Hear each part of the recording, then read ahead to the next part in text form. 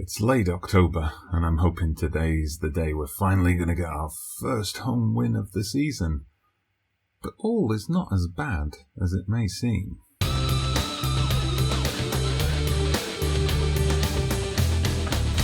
Hello there everybody, welcome back to the channel. Dodgy Gamer here, bringing you episode 49 of Andorra, the double challenge, in which I take charge of the club, FC Andorra, and the country of Andorra, and try to lead them both along the road to glory.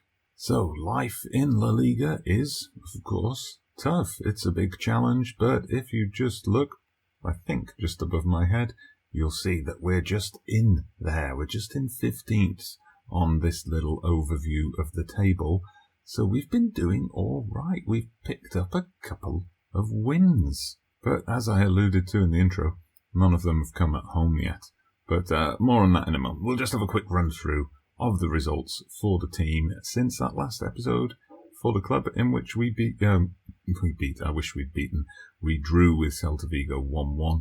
We followed that up a week later with a 1-1 draw at home to Villarreal. We actually took the lead. Cisse, our left back, charging up the pitch, got the goal. Villarreal pulled us back level immediately, and that's how it stayed. We managed to hold on. 5,000 people, so sold out. Only 675 away fans, so a good portion of Andorra fans. We set a simultaneous record in that game. We set the record for the highest ever attendance for an FC Andorra game and the lowest ever attendance for a La Liga game. Highs and lows all together. So we then had the international break and a couple of friendlies, and then we got a tough run of matches away to Sevilla. We lost 2-0. They were just simply a better team than us. I was looking at their lineup during the game, and their striker was worth more than the combined value of my matchday squad. We were then home to Valencia, who were at the time leaders and had a 100% record.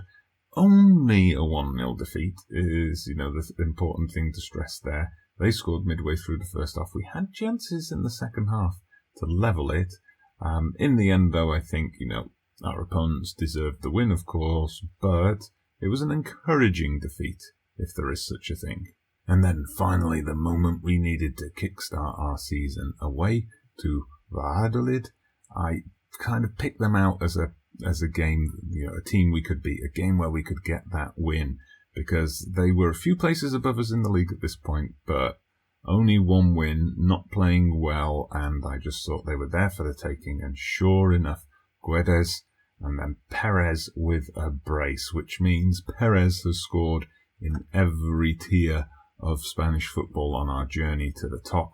Now we just have to see if a few seasons down the line we can get them to score in European competition as well. And we followed that up the following weekend with, well, actually it was a few days later, not the following weekend, but with another win away to Malaga. Now Malaga were down in the relegation zone. They're a team we played before. They were in the second division with us for a couple of seasons. We only had one win over them in 4 previous meetings, so it was good to get another win. And you can see from the stats it was thoroughly deserved. And Baltazar was the man on the day, picking up a brace. So next up was a Grenada, who, they're also a team, remember we faced them in the playoffs for promotion a couple of seasons ago, and they just edged us out.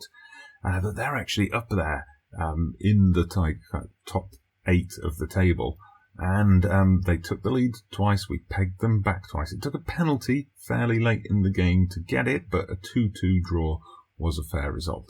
So then there was another international break, and then we came back for Getafe last week. Now, this was a game where, again, I was targeting at least a point. They are not in good form. They're down at the wrong end of the table, but it was a 2-1 victory for them. 0-0 at half-time. They took the lead. We equalised through Fofana, who was in for Perez, who picked up a knock while on international duty, but then their substitute, Mecha, if I said that right, Mecha, got them a winner fairly late on. The encouraging thing I would say so far is, although we have already lost 3 matches, we have picked up a couple of wins, we've picked up a draw, there haven't been any humiliating defeats. There's been no 7-1 to Atletico Madrid.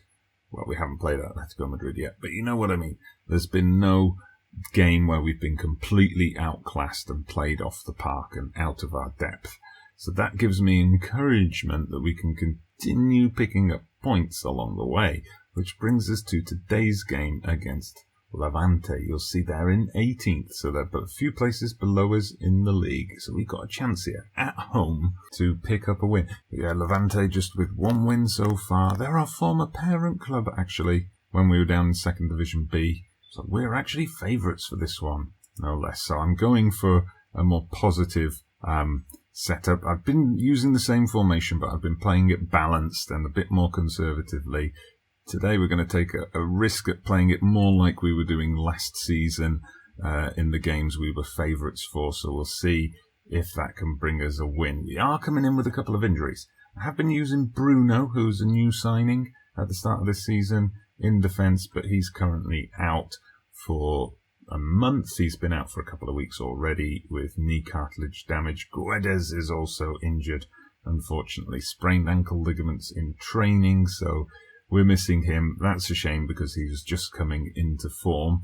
That means we go with Portillo, the Wonder Kid. He's now labelled as a Wonder Kid yet again. There you go, media description of a Wonder Kid. He's had some time out injured as well. He hasn't really settled into the side yet, but he's got to use the opportunity, step up now that Guedes is out injured. So he'll be partnering Macias and Rico in the centre of the park. And Aitor, still looking for him to come into a bit of form. I'm trying out something a bit different today. His crossing's not very good. So rather than play him as a winger, and he's right-footed, I'm thinking ultimately we might want to train him as a left side, inside forward for the left, but I'm going to try him in this advanced playmaker role, something where he's not going to cross so much. He's going to have a bit more freedom to roam around. Baltazar obviously up front, and Cisse crushed Justiniano, and Mandachos, because Bianconi was also a player who had an injury, just a tight hamstring that's kept him out for a short period. Banuz in goal. All right, lads, show me what you can do.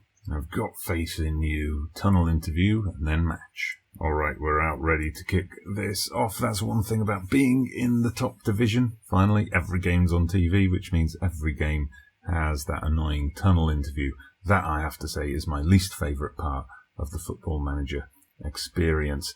But we've got Levante with an attack early on. Oh, no, I thought they were going to score there. Luckily, we've kind of weathered that early storm. We've been disappointing so far. We haven't really created anything, and I'm wondering if the positive setup has been a bit too positive and we go a goal down. Oh, dearie me. They've scored straight off the free kick. I noticed a lot more free kicks going in so far. We've scored a couple of them as well in other games off camera, but more than was going in the division below, perhaps. But it's not a good start from us. We haven't really created anything. We're going to have a look at changing things up at half-time. Right, so we're a goal down at half-time. Team talk, we've got to tell them that we are not happy with that at all. Going to get a bit aggressive. One thing is Baltazar, he hasn't settled in yet. He's no Lee Russell, we have to say. He kind of drifts in and out of games. He'll get goals, but other games he'll be very quiet. Similar story with Aitor, so not particularly blown away by either of them yet. Yeah, so we see the midfield's playing quite well. Baltazar just hasn't been in the game. Mandanchos, that's something where Bianconi would be getting up and getting those crosses in. He's not doing that. Okay, so dropped back to balanced, because this is what we've been using in the other games when we've been picking up results. We're also going for early crosses, so we're looking for some quick play out to the wings, and we've just kind of dropped that defensive line back a bit more. Hopefully, fingers crossed, it's going to get us back in this. Right, well, now's the point where, enough's enough. Aitor hasn't created anything, so we're going to bring on Balde in his place. And Macias hasn't had a good game, so Cortina hasn't had much game time this season, but he's going to come on. I will consider bringing Fran Navarro on for Baltazar as well, if Baltazar doesn't pull his socks up. Alright, we've finally got some action in the second half, but unfortunately, it's Levante, and it's a second goal. This is not what we wanted to see in this episode. We were after that first home win of the season. It looks like we're going to have to wait just that little bit longer. Right, back to attacking for this final few minutes. I mean, what have we got to lose?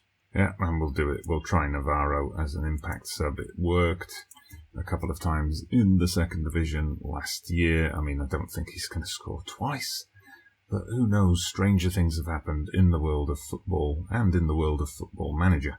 Anyway, here comes Elves on as a substitute. He drives inside. That's our best chance all day. That's the kind of penetration we've been lacking up until now. Well, we came back into it in the second half, but we just weren't good enough. That is probably our worst performance so far this season. I mean, we also lost 2-0 at Sevilla, but that was away at Sevilla. This is home to Levante, a team in poor form. That is definitely not good enough. Very disappointing. Well, I guess the press think I got that tactically wrong because all the press conference questions were about tactics and changes and what are we going to do in the future to address today's performance. Right, so that's disappointing. 2 defeats in a row, so we're going to have to bounce back. We've got a tough game. We've got a tough run of games coming up because Espanyol are doing pretty well. Then we've got Real Sociedad, Tenerife away, that's Betis, isn't it? Not Hispalis. Okay. Then, Atletico Madrid away. Not looking forward to that. We get a bit of respite in December with Eibar. But then, of course, that's what I was expecting. Today against Levante was an easy game, so we can't take anything for granted there. And then we finish before the mini-winter break with Atletico Bilbao and Barcelona. Our first clash with them away from home. Now, we've got internationals coming up in November. That's going to be the next episode, episode 50. Make sure you tune in for that one. And then I think we're going to come back probably somewhere in December before that break for one of those games. We'll just see what I feel like. We'll see what's the most attractive option there. Hopefully we're not going to slide down into a relegation battle. I mean, if we look at the table, we're 3 points clear of Vigo at the moment. That's the worrying thing, though. Well, we have beaten Malaga and we've taken a point off Vigo. We've lost to Levante and Getafe, so that's definitely a concern. We expect to struggle against the guys at this end of the table, but if we're struggling against the guys here, it could be a long season. But as ever, thank you very much for watching. Please hit that like button if you've enjoyed today's episode. Subscribe to the channel if you haven't done so already. I'm Dodgy Gamer. See you again soon.